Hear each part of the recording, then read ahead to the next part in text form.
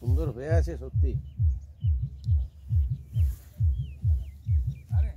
আমাদের রানাঘাট দক্ষিণ সাংগঠনিক জেলা WBTPT এর উদ্যোগে, পশ্চিমবঙ্গ তৃণমূল প্রাথমিক শিক্ষা সেলের উদ্যোগে আমরা চলে এসেছি আজকে পিকনিকে রানাঘাট চাপড়া ফুলবাগান।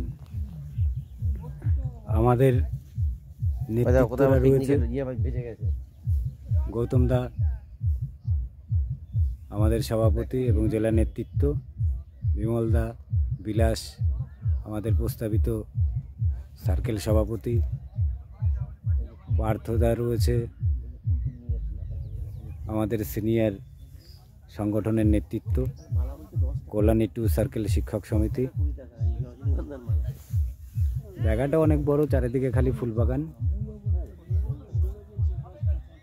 অনেক ফুল গাছ রয়েছে, বিভিন্ন পরিবাররাও এসছে। এই পুরো এরিয়াটাই ফুল বাগানে ভর্তি, নির্জন নিস্তব্ধ এলাকা, দর্শনীয় স্থান, খালি বিভিন্ন প্রজাতির ফুল।